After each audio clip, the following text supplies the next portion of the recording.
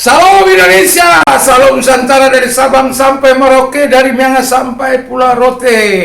Saya mengucapkan selamat malam bagi kita, bapak-bapak, ibu-ibu, abang-abangku, itu-ituku, saudara-saudaraku, keluargaku, dan juga teman-temanku, ya sahabat-sahabatku dari Sabang sampai Merauke, dari Miangas sampai Pulau Rote.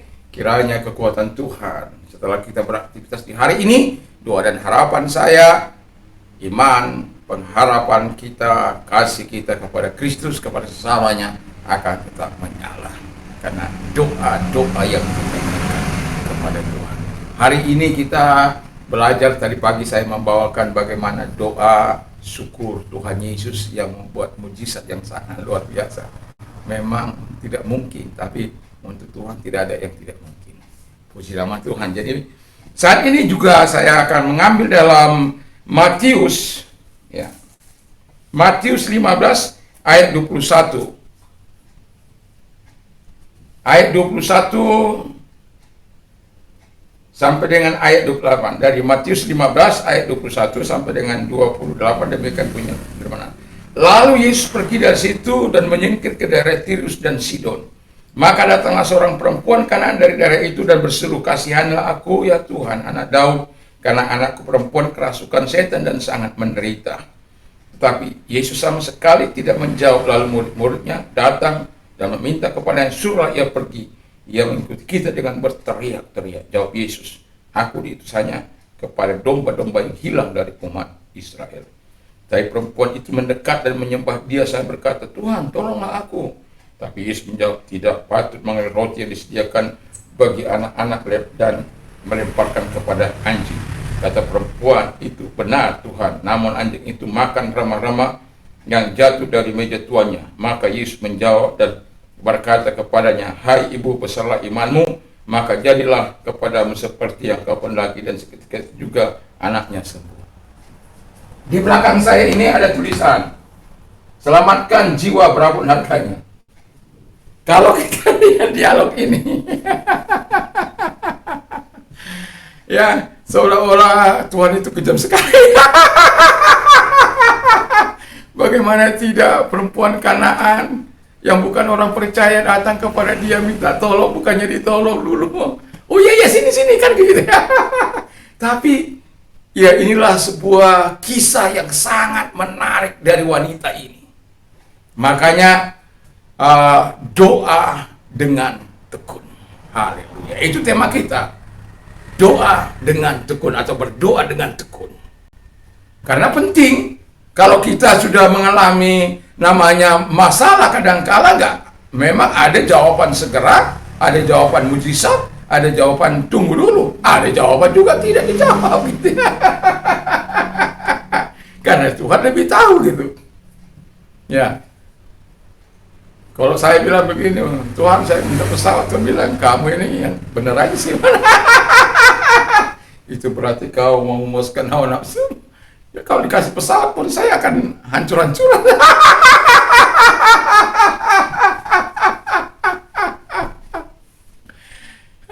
Ya, untuk misalnya saya mau minta pesawat sampai Tuhan memberi, nggak mau apalah. Saya nggak mungkin mau melakukan itu, karena itu bukan kebutuhan saya. Kan saya katakan, kalau itu menjadi kebutuhanmu, minta dengan sangat kepada Tuhan. Nah, kalau kita lihat wanita ini berdoa dengan tekun, yang pasti, yang mau saya katakan yang pasti, yang pertama dilakukan oleh wanita ini, ada kepastian kalau dia minta tolong untuk dijawab. Jadi kalau Anda tidak tahu kepastian untuk dijawab, ya jangan. Yabes tahu ada kepastian untuk doanya dijawab. Itu sebabnya kalau meminta pertolongan itu, memintalah kepada Allah. Sebab Allah yang menciptakan langit, emas dan perak dia yang punya. Bertekun. Kalau boleh dijawab, iya, desak Tuhan. Seringkali saya katakan, kalau saya sudah saya nggak mau pusing, biar Tuhan yang pusing. Kalau Tuhan bisa pusing, tapi Tuhan tidak akan pernah pusing. Jadi berdoa dengan kepastian bahwa doamu dijawab. Jadi kalau engkau berdoa, tahu berdoa kepada siapa. Dia datang ke alamat yang tepat, yaitu Yesus. Sekalipun Yesus sedang memproses imannya, kesungguhannya, apakah dia sungguh-sungguh percaya kepada dia dari hati yang paling dalam, dari kecantikan hatinya yang paling dalam. Siapa yang dapat melihat kecantikan hatimu di hadapan Allah? Hanya Yesus. Kita mungkin bisa bersandiwara terhadap teman kita, terhadap istri kita, terhadap sahabat kita, terhadap apa. Bisa. Tapi saya katakan jangan suka bersandiwara. Rugi Anda. Apalagi bersandiwara sama Tuhan. Apalagi Anda bersandiwara sama Tuhan. Doamu berantakan. Makanya tulus ikhlaslah datang kepada Tuhan. Supaya apa yang kita harapkan, kepastian dari Tuhan itu betul-betul terjadi. Bayangkan seorang perwira di pasal 8 dari Matius, di situ dikatakan, Tuhan, tolonglah hambaku. Dia sakit lumpuh sangat parah. Tapi Tuhan mau datang, justru ditolak. Oh jangan Tuhan, gak usah datang. Cukup aja katakan aja satu kata, patah, maka disembuhkan aku. Di bawahku ada prajurit. Kalau aku katakan datang, dia akan datang. Pergi, dia akan pergi. Dia tahu arti sebuah otoritas. Dia merasa nggak layak menerima Yesus di rumahnya. Walaupun dia melakukan yang terbaik, dia membantu pekerjaan Tuhan, dia membantu orang-orang kudusnya, dia melakukan apa yang terbaik, dia beramal dan lain sebagainya, berbuat sesuatu. Dan yang dia minta juga bukan untuk dirinya.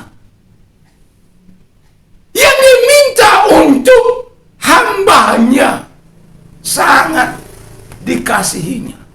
Ada orang kan, memang gue pikirin kamu pegawainya, tapi sakit nggak diperdulikan. Saya dulu kalau waktu ada bantu rumah tangga, kalau dia sakit, saya suruh ke dokter, kasih uang. Dia kurang, kita support. Sampai dia melakukan apa yang tidak baik. Dia ambili barang-barang saya. Saya bilang, bawa ke rumah. Kalau enggak, saya penjarakan kamu. Dia bawa semua ke rumah. Setelah dia bawa, kau bawa lagi pulang. Kau bawa pulang. Kalau ini kau pakai, nggak perlu sembunyi-sembunyi. Jadi kalau sudah kau pakai ini, yang kau ambil ini semua, dari pakaian anak saya, dari pakaian istri saya, pakaian saya, apa saja yang ada di rumah, belum lagi bahan-bahan apa dapur. Makanya saya kok sebentar-sebentar habis. Ternyata ada tikusnya. Dan akhirnya saya putuskan hubungan kerja dengan dia. Kau boleh bawa ini, kamu boleh memakainya dengan bebas, tanpa rasa berdosa dan bersalah, karena saya sudah berikan kepada. Kita memang harus mengasihi orang yang ada di sekitar kita. Tapi kalau perbuatannya perbuatan yang melawan hukum, kita perlu disiplin juga dia. Karena selama ini saya sudah katakan jangan melakukan apa yang tidak baik. Ya iya, tapi dia lakukan juga. Ya sudah.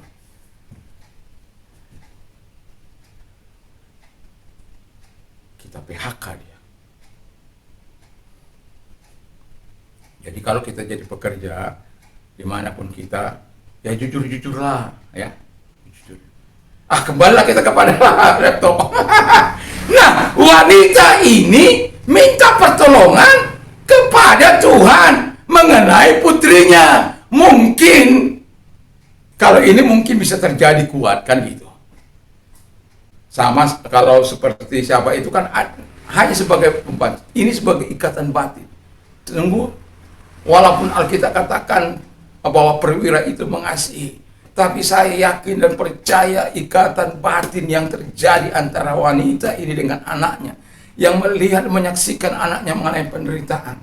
Tuhan, aku aku memang tidak percaya. Aku memang orang berdosa. Tapi demi anakku ini, aku akan datang kepadamu.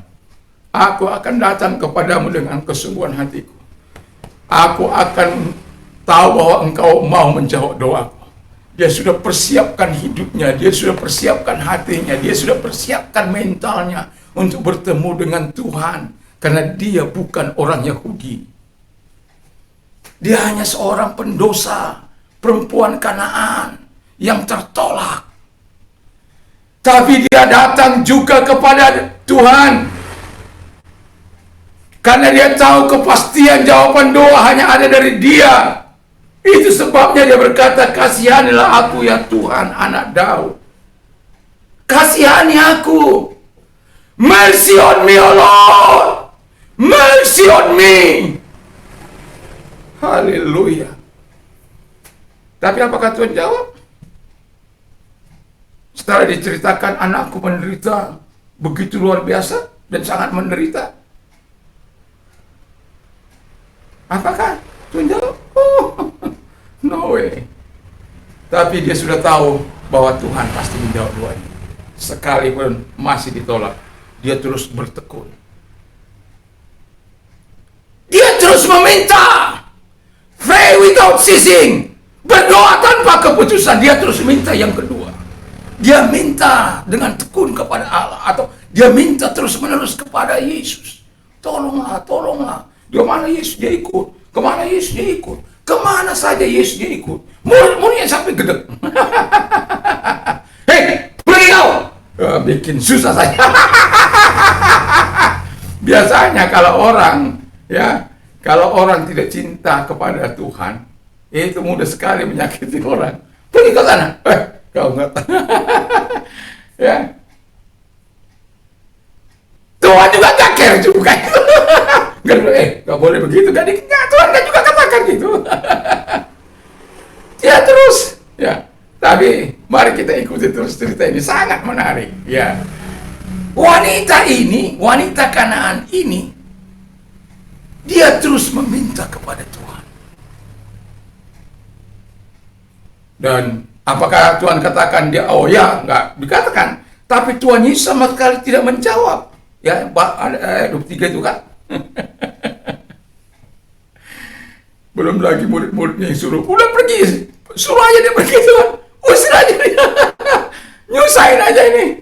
Harusnya kita bisa melayani lebih efektif. Karena wanita ini, usir aja.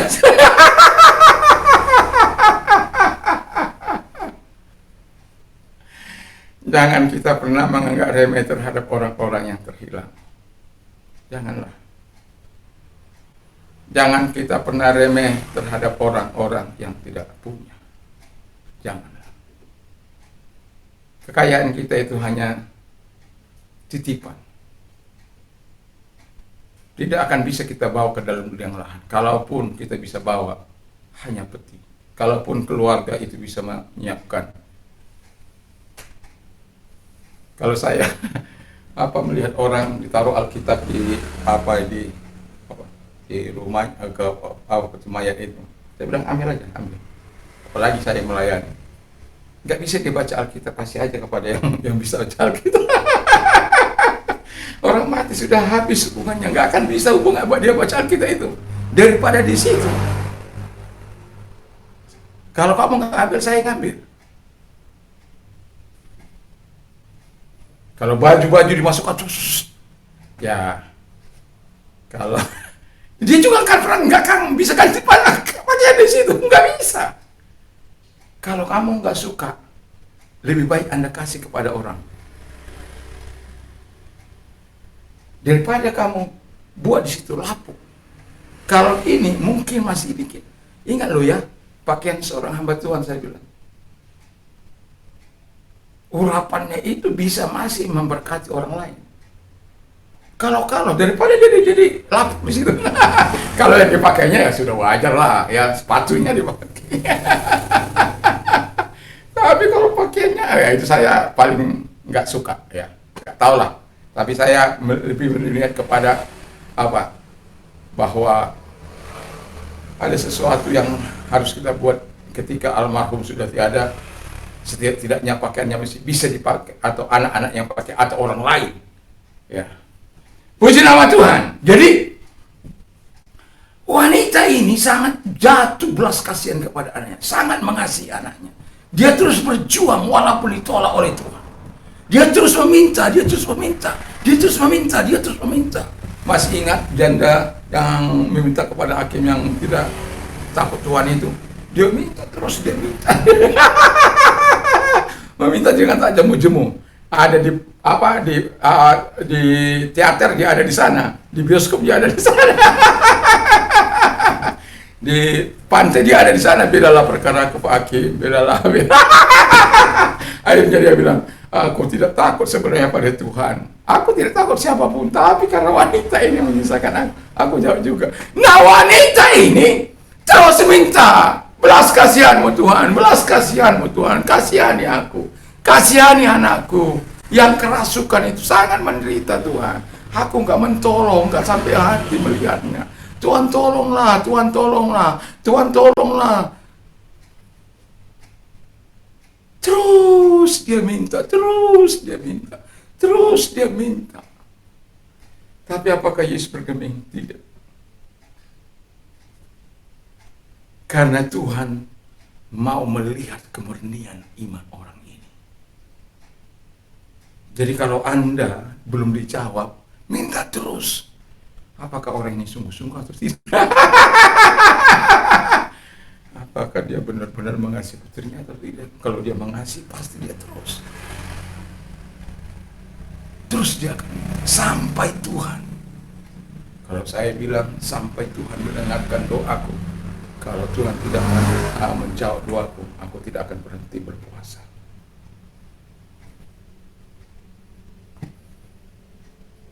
Dan puji Tuhan, ketika ikrar seperti itu kita sampaikan kepada Tuhan, dan Tuhan menyatakan, untuk ini 1 tahun saya berpuasa, sampai orang katakan kamu kendeng.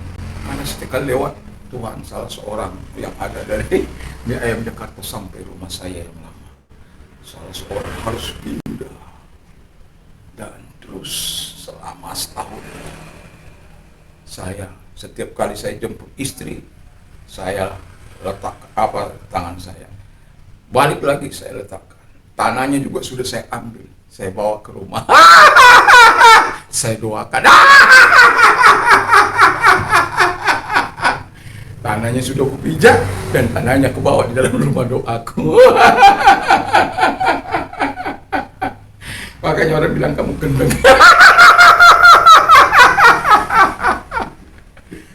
Tapi 9 bulan kemudian, orang yang pemilik ini mati anpang, mati suri. Lalu Tuhan kira 4-5 jam dia berbicara. Tuhan bangunkan, jual tempat ini kepada Pak Pendeta. Lalu dijual kepada saya. Pak, pesannya lagi jelas, jangan mahal-mahal. Padahal saya nggak punya duit juga.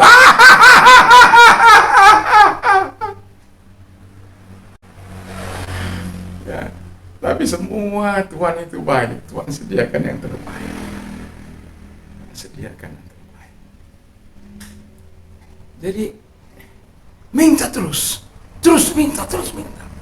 Kalau engkau sedih, minta terus pada Tuhan penghiburannya, kekuatannya. Kan Tuhan katakan begini, kalau engkau mengalami masalah, kesedihan, datang kepada, datang, minta Tuhan, aku ini sedih, berat. Separuh jiwaku sudah terhilang, tapi aku tahu engkau mengasihi aku. Isi kekosongan yang ada ini, Tuhan. Tidak ada seorang pun yang dapat mengisi kekosongan itu, terkecuali Yesus. Kalau Yesus yang mengisi kekosongan hati itu, kita akan bisa mengalami kekuatan Tuhan, sukacita Tuhan.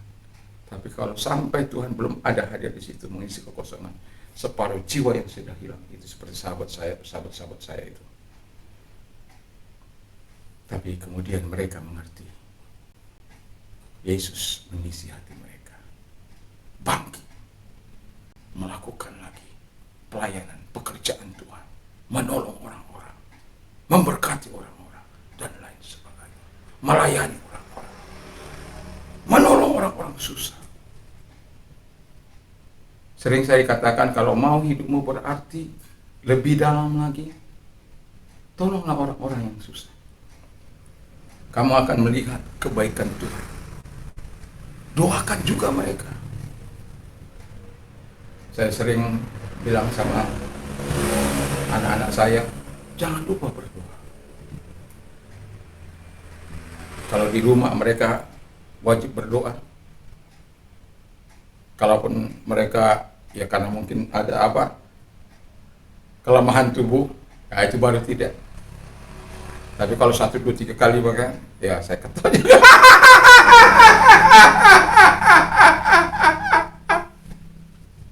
Karena harus ada misbah doa yang naik kepada Bapa untuk menyenangkan hati Bapa. Wanita ini sadar betul, dia bukan orang yang bisa menaikkan misbah, karena dia belum tahu. Dan belum ada yang cari dia. Tapi seolah minta dia tahu.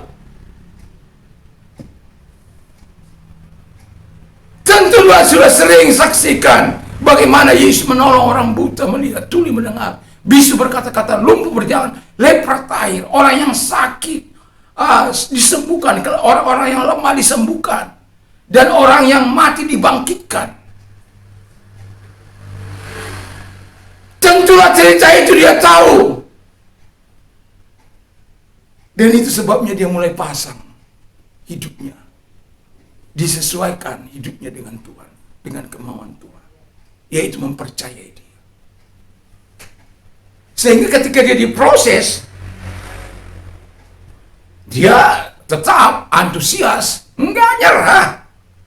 Jadi kalau kita berdoa belum dijawab oleh Tuhan, jangan nyerah, never give up, terus saja, terus ya, minta. Sama seperti ini, walaupun saya membuat 1 tahun. Makanya orang bilang, kamu seperti Tuhan aja, kamu atur-atur Tuhan. Memangnya 2 puasa itu enak ya? Apalagi 3 hari 3 malam. Memangnya enak? Enggak. Menahan lapar, haus, dan lain sebagainya, nggak enak. Tapi saya mau katakan, kalau kita menggumuli sesuatu yang mungkin secara kita tidak akan mungkin terjadi. Tapi bagi Tuhan tidak ada yang mustahil. Untuk Tuhan, untuk orang percaya, tidak ada yang tidak mungkin. Makanya kamu harus tahu kepada alamat yang tepat itu, tempat engkau meminta, ada kepastian jawaban, yaitu Tuhan Yesus. Sama seperti Yabes meminta kepada Allah Israel, Allah yang kita sembah juga. Dia meminta terus. Ada tahu kepastian bahwa Yesus menjawab, dia minta terus. Lalu yang tak kalah penting, dia minta bukan asal sekedar meminta. Dia minta dengan doa dan iman. Itu yang menggerakkan hati Allah. Itu yang menggerakkan belas kasihan Allah. Imanmu, doa yang digerakkan oleh iman, penuh dengan belas kasihan.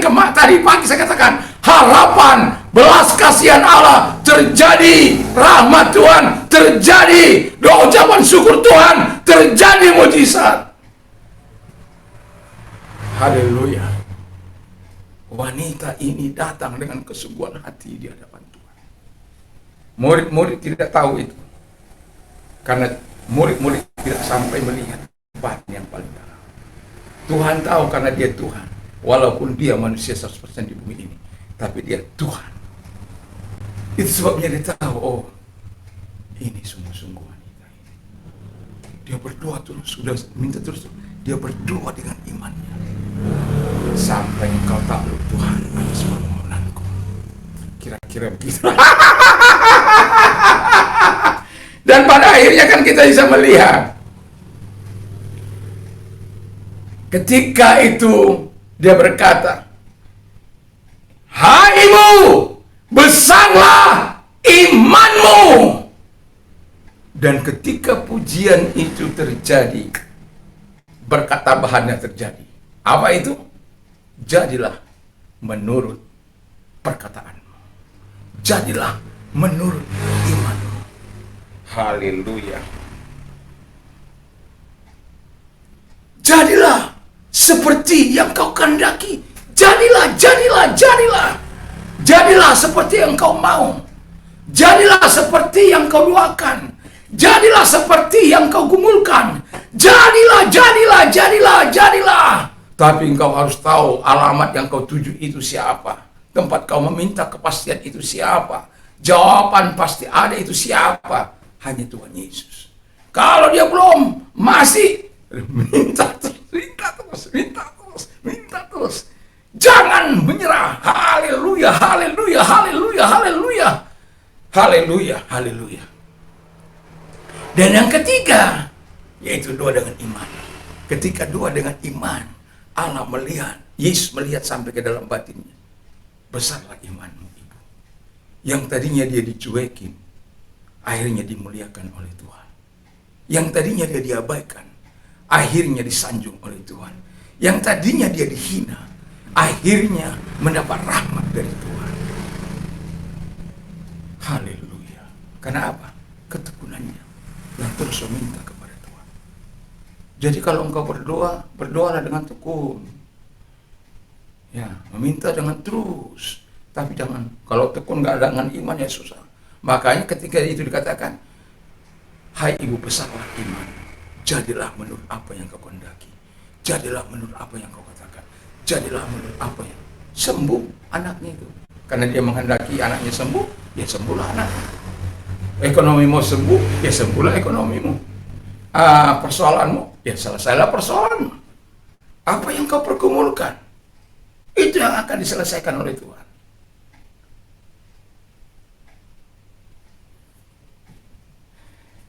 Haleluya. Saya bercerita apa saya katakan, bagi Tuhan tidak ada yang mustahil. Di usia 99 tahun, 89 tahun si Sarah, 99 tahun Abraham. Datang lagi setelah 24 tahun. Tahun depan kau punya anak. Tertawa itu Sarah. Bagaimana udah mati pucuk. Tapi untuk Tuhan tidak ada yang mustahil. Kalau Tuhan mau. Terlalu gampang masalah kita ditolong oleh Tuhan. Tapi dia akan lihat apakah ada iman. Sama seperti iman Abel. Apakah ada iman yang kau miliki kepada dia, keyakinan yang teguh kepada dia. Itulah yang menentukan jawaban Tuhan bagimu. Nah, untuk kau menerima segala itu, perlu ada doa, doa, doa, doa. Jangan pernah menyerah. Ada waktu untuk berdoa, berdoa. Tadi jam 5 saya berdoa. Berdoa kepada Tuhan. Meminta pertolongan kepada Tuhan. Kita nggak ada apa-apanya. Pertolongan juga saya nggak bisa. Saya juga nggak bisa menghibur Anda. Saya juga nggak bisa menguatkan Anda. Tapi satu keyakinan saya, bahwa saya sedang berinvestasi untuk hormat kemuliaan Tuhan. Selama ada YouTube ini. Sebenarnya saya hanya berikhtiar pada waktu itu. Hanya 1 tahun. Jadi kalau ada orang mendengar, hari ini ada, hari ini ada hari ini. Tapi begitu saya terbawa, begitu saya mengerti akan makna dari semua ini. Aduh, makanya saya bilang sama Tuhan, Engkaulah Tuhan yang berkati. 1 orang saja, ketika Anda ditelepon, terima kasih. Itu udah syukurnya berlimpah-limpah. Tolong Pak Pendeta doakan, saya lagi stroke. Tolong Pak Pendeta, terima kasih buat, ya itu sudah menjadi kepuasan. Padahal kita nggak kenal dia. Saya bersyukur di teknologi maju ini.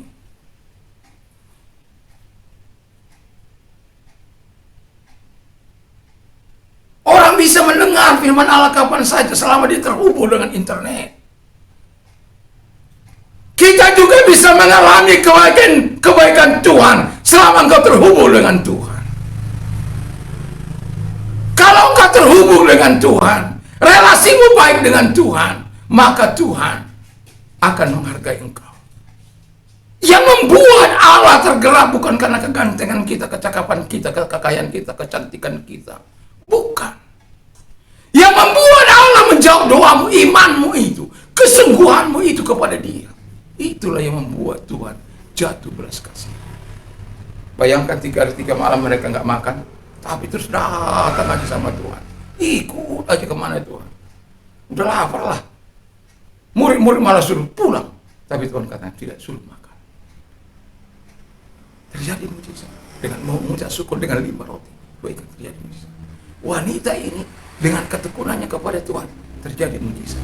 Anak disembuhkan saat Yesus mengatakan, jadilah menurut kehendak sempurna. Saya tidak perlu panjangkan, tapi saya mengatakan kepada kita, mari bertekunlah di dalam Tuhan. Apapun yang sedang kita hadapi, kesulitan apapun yang kita hadapi, bertekunlah. Dengan itu kita siap menerima segala kebaikan Tuhan. Kalaupun Tuhan belum jawab, pasti Tuhan mempunyai rencana strategi yang lain. Dia akan, kata firman Allah, aku akan menyertai engkau di dalam kesesakan. Dan Tuhan katakan, berserulah kepadaku waktu kesesakan, maka aku akan memuliakan engkau. Tuhan katakan, aku menyertai engkau dalam kesusahan. Dalam dalam Amsal 91 ayat yang ke-14 bagian B. Lihatlah, makanya perkatakan firman Allah itu, baca firman Allah. Ini sebagai orang percaya nggak pernah baca firman Allah lagi, nggak pernah memperkatakan firman Allah lagi. Mau bagaimana imannya timbul yang didengar? Berita terus, berita yang mengkhawatirkan negara ini akan ambruk, negara ini akan ambruk. 15 negara.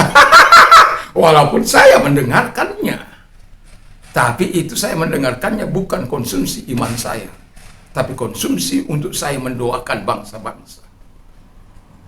Beda. Dan itu sebabnya karena sudah saya dengar, saya turut merasakannya. Saya tidak, Indonesia nggak perlu harus hancur seperti Sri Lanka.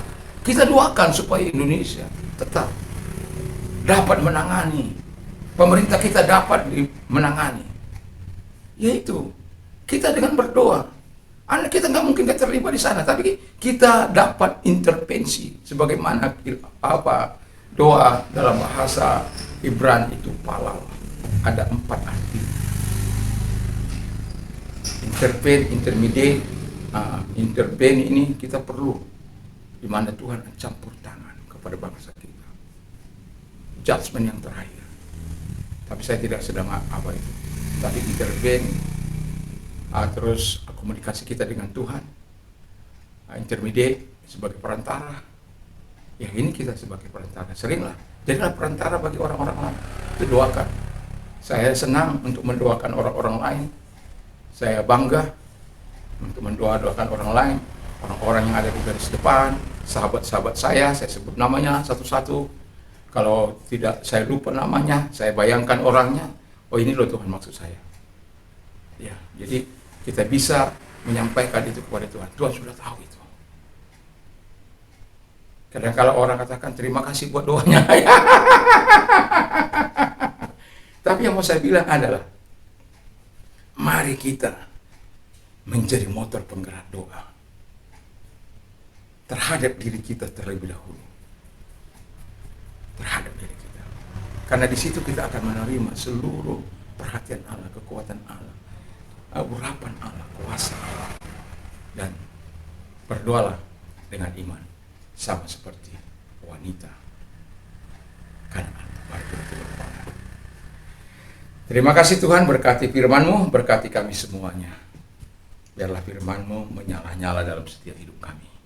Dan Bapa di surga, kami berdoa bagi pemerintah kami, diberkati pemerintah kami dalam menangani ekonomi bangsa kami yang dalam keadaan sulit ini. Tapi kami akan terus berkata, diberkati negara kami dalam kelimpahan Tuhan. Diberkati bangsa kami dalam kebaikan Tuhan. Diberkati ekonomi bangsa kami, perputaran ekonomi, perputaran keuangan di bangsa kami berjalan dengan baik sekalipun di tengah-tengah kesulitan masa-masa kini. Oh Bapa di surga, Tuhan tolong semuanya. Terima kasih. Menteri Keuangan juga. Oh Tuhan, terima kasih. Kami punya Menteri Keuangan sangat hebat. Diberkatilah dia terus.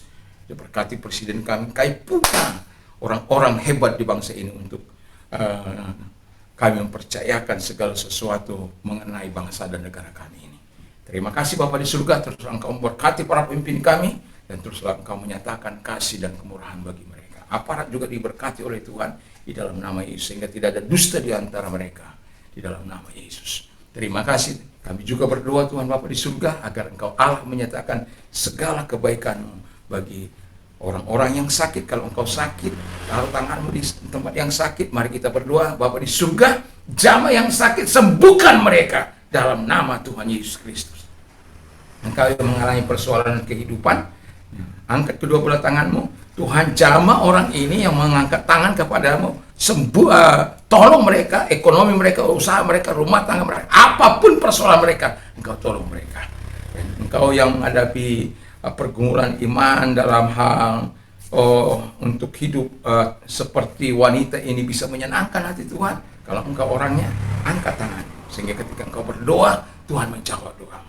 Tuhan lihat tangan-tangan yang diangkat kepadamu, Tuhan tolong mereka, mereka ingin hidup menyenangkan hati Tuhan.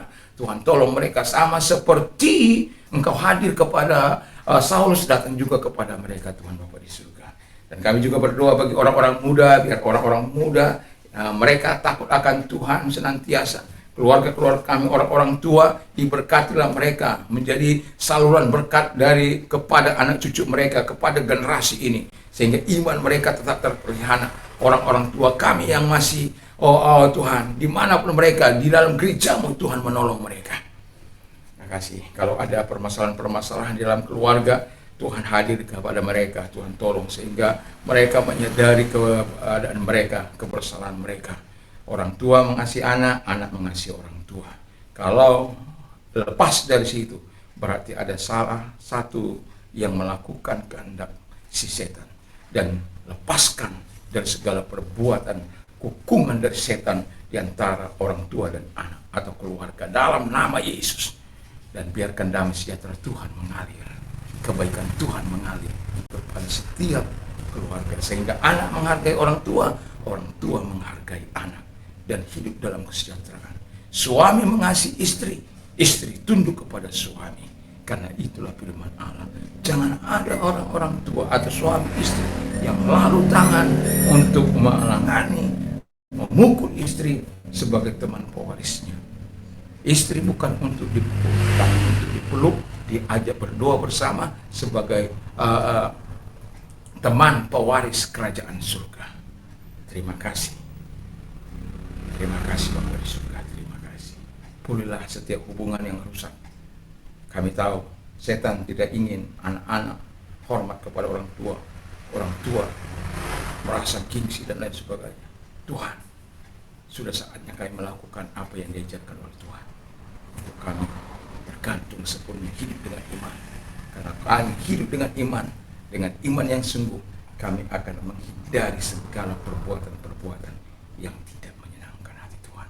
Terima kasih Bapak, terima kasih, sekali bersyukur dalam nama Yesus. Sekarang kita nyatakan bahwa kami dimerdekakan oleh Tuhan, kami ditolong oleh Tuhan, kami dipelihara oleh Tuhan dalam nama Yesus. Haleluya. Tuhan Yesus memberkati. Salam Indonesia, salam Nusantara. Biar kekuatan Tuhan menyertai kita semua. Haleluya. Amin.